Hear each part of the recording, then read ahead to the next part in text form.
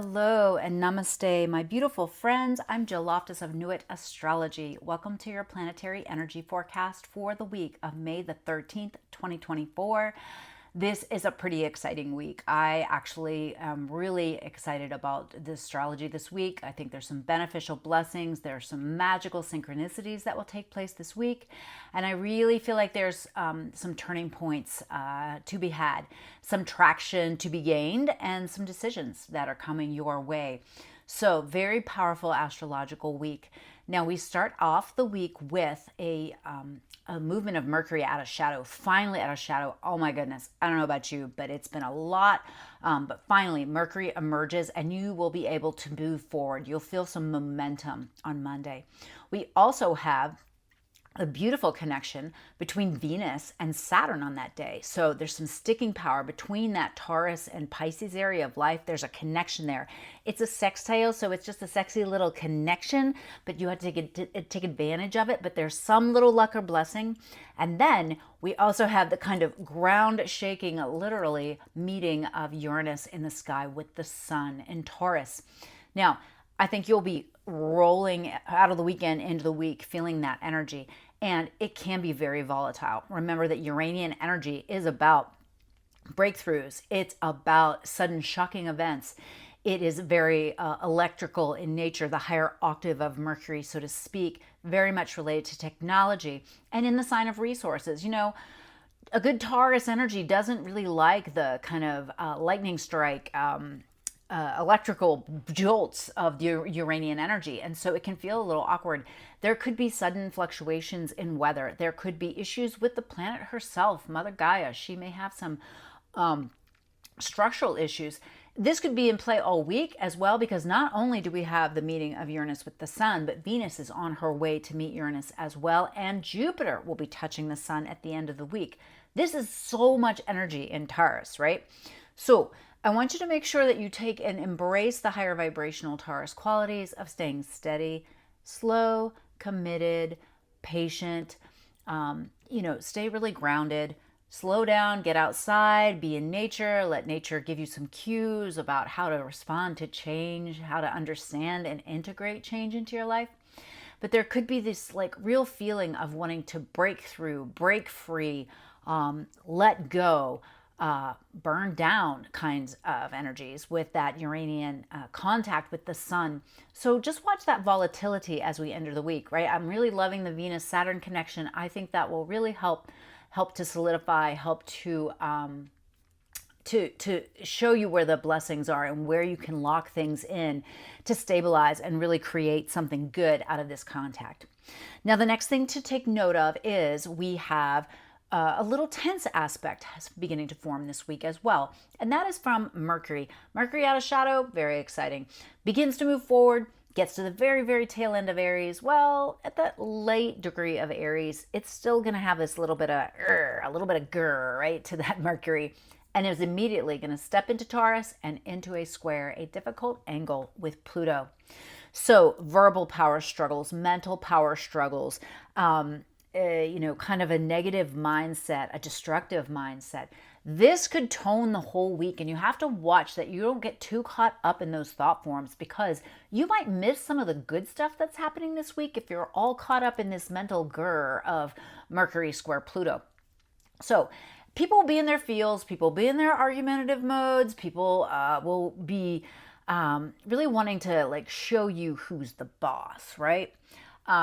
So watch those own tendencies within yourself, moderate those tendencies, and moderate your reactions to other people. Now, the other little tension introduced this week is we have Mars, the planet of action and drive, in the sign of Aries, where he really digs to be, right?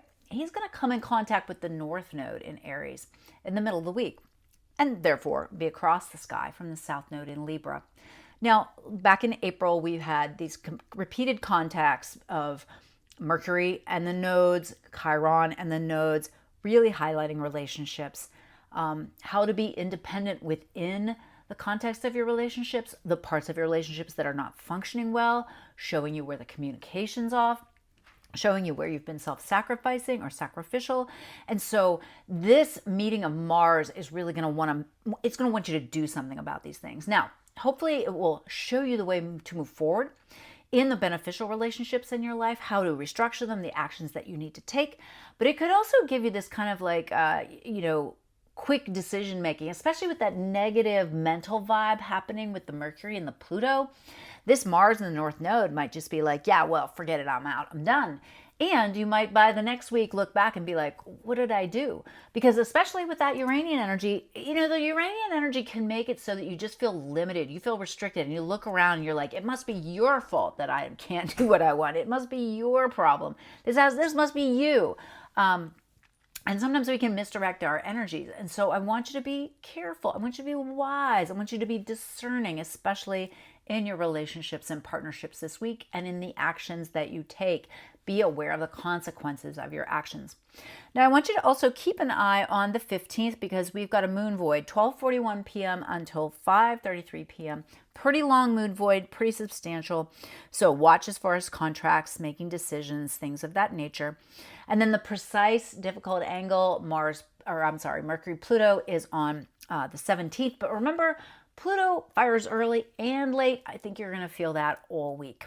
Now, we begin to come into this really unique configuration at the end of the week. Venus coming in contact with Uranus. So there's sudden shocking events related to love, sudden events happening financially, things that relate to anything that's Tauran or in your area of life, wherever Taurus is for you in the 12 slices of life that is in your natal chart. But I think you'll really see this in the world. And at the same time, right, that's Venus is a benefic, right? It's a blessing planet. At the same time, the other benefic, Jupiter, is going to come in contact with the sun. This could be beautiful, optimism, opportunities, mind expansion. Wow, the world's bigger. I have some perspective. That could be wonderful. It could also really lead to indulgences, taking on too much, taking too much responsibility, taking too much of a financial risk on something. So I want you to moderate these things, but really be aware that there could be some unbelievable turning points that occur at the end of the week that will guide us into next week. And I think you'll be feeling this energy all the way into the early next week. Now, on the 19th, we have the Sun and Jupiter, that meeting, that blessing that they have there, coming into a gorgeous connection with Neptune in Pisces. So we wrap up the week with inspiration, with ideas, with creativity, with I really feel the optimism and the hope here. I really feel the spiritual, philosophical connection here that could be so deeply practical. It's like anchoring the spiritual in the reality. So be a magical realist this week. We also have a pretty significant moon void on the 19th from 11:48 a.m. until the 20th at 6:34 p.m. So basically all day on the 20th, depending on your time zone. So adjust that for your time zone. So I wish you the most marvelous week. I hope that you can take advantage of some of this wonderful astrology, these really opportunistic moments to forge ahead and move forward in our lives. I hope that you'll find the tarot useful. I'm looking forward to seeing what the cards have to say about the week. And if you did enjoy this at all, if you could please leave a comment below. It helps the channel to grow. Please like, please subscribe, and please share it with a friend. Be sure to hop on to my website and sign up for my new moon newsletter, which I send out every month. I also send out a monthly forecast for the collective. I have a blog. I have some courses available, and of course my membership, which is my favorite part. I love doing individual readings, but the membership is so fun because I get to track your chart every month, offer you insights specific to you, and offer you a tarot spread as well. I feel like it's really been helpful and wonderful for my clients, and it's wonderful for me too because I can really track the transits and see how they impact people's lives. It's been a wonderful experience for me. So if you'd like to learn more about that, please get on my website.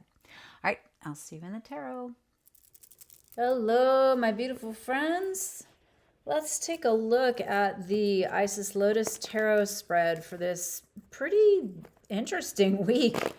I think pretty positive week. You know, I have to say, I was expecting more more surprising things to happen when Jupiter met Uranus. But I keep thinking of it, it's kind of like, you know, watching the dandelion seeds float through the air and think, well, that's not a big deal, is it? And then when you have 60 dandelions coming up in your garden and you're like, it's kind of like something that it was seeded in the moment and you might not see right away. So this may kind of kick off a few of those things from April. So this is for the week of May the 13th. This is for the collective. All right.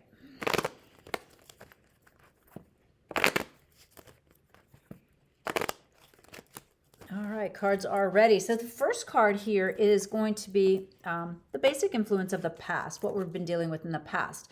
And we've got the King of Swords here, trying to deal with or be logical, clear, concise, pretty hard to do all those things with Mercury retrograde. And you, Page of Wands, you're really wanting to start something new. You have an idea, a direction that you want to move in. Now the environment is Three of Cups. Boy, there's something good, some kind of good news coming through that's letting you feel a little bit optimistic.